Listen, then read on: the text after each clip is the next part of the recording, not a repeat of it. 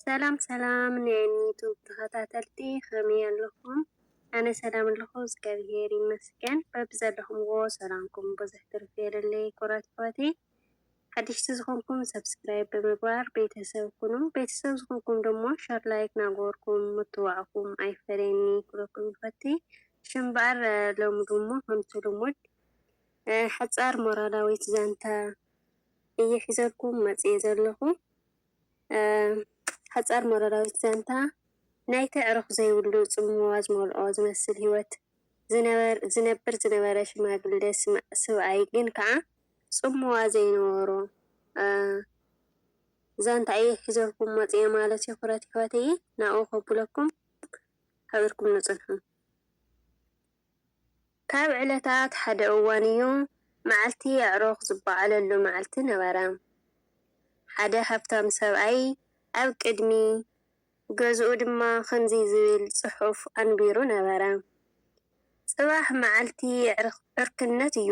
ጽባሕ ካብ 10 ሰዓት 2 ድሕሪ ቀትሪ ዝጅምር ኣብ ገዛይ ንዝግበር ድግስ ንኽትሳተፉ ንኩሉ ሰብ ይዕድም። ኩሉ ሰብ ብዙሕ ክበልዕን ክሰትን ክስዕስዕን ክድሰትን ድማ እዩ። ምስ ኩሎም ኣዕሩኽትኩም ክትመፁ ይግባእ። ካልእ እቲ ዝበለጸ ነገር ድማ ዓብዪ ሽልማት ኣዳልየ ኣለኹ። እቲ ዝተዳለወ ሽልማት ዝወስዶ ድማ እቲ ዝበዝሐ ኣዕሩኽ ዘለዎ ሰብ ክወስዶ እዩ። እቲ ሽልማት ድማ 2 ሚልዮን ናይ ገንዘብ ሽልማት እዩ ዝብል ምልከታ ነበረ።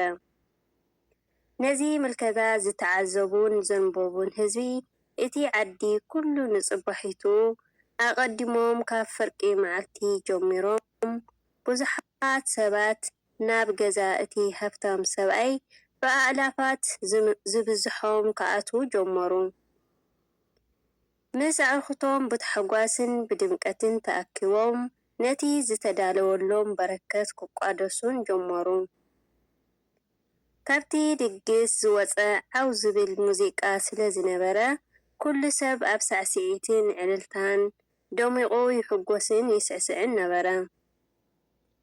እቲ ዝተረፈ ኮፍ ዝበለ ድማ ነፍሰ ወከፍ ጉጅለ ኮይኑ ነቲ ህብስትን ወይንን ተቐሪቡ ዝነበረ ይበልዕን ይሰትን ነበረ። ኩሉ ሰብ ክሳብ ዝዓግቦ በሊዑ ድማ የመስግን ነበረ። ኣብ መወዳእታ እቲ ድግስ ድማ እቲ ሃብታም ሰብኣይ ናይ ነፍሰ ወከፍ ጉጅለ ኣዕሩኽ ክቖጽርን እቲ ዝበዝሐ ኣዕሩኽ ዘለዎ ሰብ ድማ ነቲ ዝተማጻብዖ ሽልማት ክዕወትን ክወሃብን ምዃኑ መምርሒ ሃቦም። ኣብ መንጎ እቶም ተኣከብቲ ድማ ሓደ ድኳን ጽምዋ ዝበዝሖን ኣዕሩኽ ዘይነበሮ ኣረጊት ሰብኣይ ነበረ።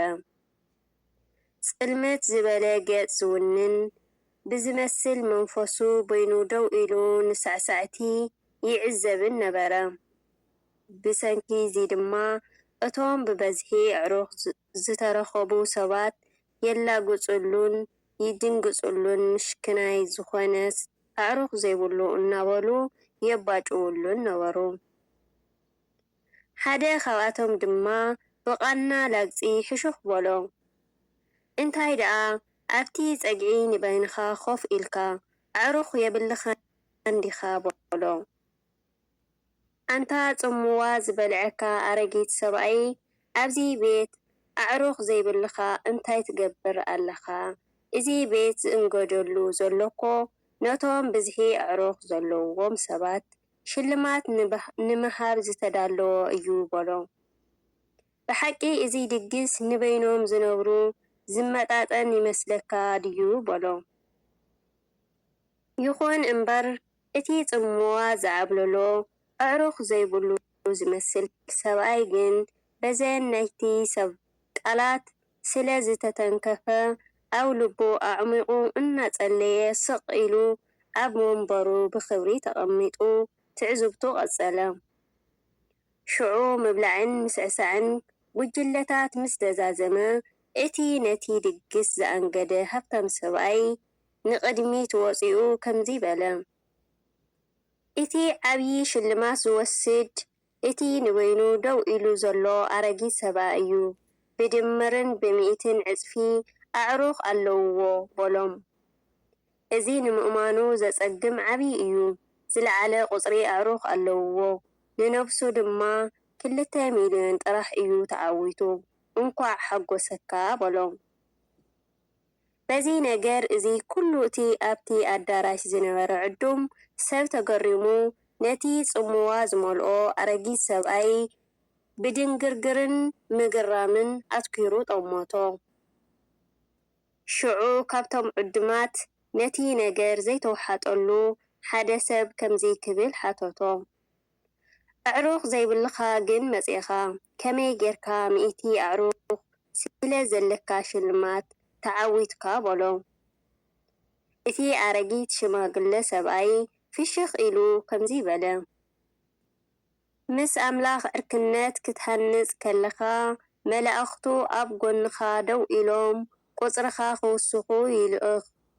ኣምላኽ ኩሉ ዘለካ እንተኾይኑ ድማ ኩሉ ዘድልየካ ኣለኻ ማለት እዩ" ብምባል መለሰሉ። ክቡራት ኣሕዋት፣ ኣብ ጎንና ዝኾነ ሰብ ኣብ ዘይብሉ እዋን ኣምላኽ ኩሉ ግዜ ኣብ ጎንና ምዃኑ ፈጺምና ኣይንርስዕ። ምስኡ ልዕሊ እኹል ኣለና። እግዚኣብሄር ኣብ ህይወትና ምህላው ልዕሊ 1000 ሰባት ክፈጥር ይኽእል እዩ። መንገዲ ዘየለ ኣብ ዝመስለሉ መንገዲ ክሰርሕ ይኽእል እዩ። ኩሉ ግዜ ኣብ እግዚኣብሄር እመን፣ ንጸሊን ንተኣማመንን። ክቡራት ኣሕዋት፣ ነዛ ንእሽተይ ሞራላዊት ዛንታ ነዚኣ ትመስል። ኣብ ኣምላኹ ዝውከል ሓፊሩን በይኑ ተሪፉን ኣይፈልጥን እዩ። ክቡራት ኣሕዋተይ፣ ናይ ሎማዓንቲ ነዚኣ ትመስል። ፈቲሕምዋ ሸር ግበሩዋ። ካብኡ ደሞ ሸር፣ ላይክ፣ ሰብስክራይብ እናገበርኩም ናታትኩም ምትብባዕ ኣይፈለየኒ ክብለኩም ይፈቲ። ሃናፂ ዘበለ ርእይቶ ኣቦታኹም ተቐምጡለይ። ንትውኒ ሃናፂ ርእይቶ ደሞ ካብ ልቢ እየ ዘመስግነኩም። ክሻ ብኻሊእ መደብ ንመፀኩም ባይ ደሓን ቀኒ እዩ።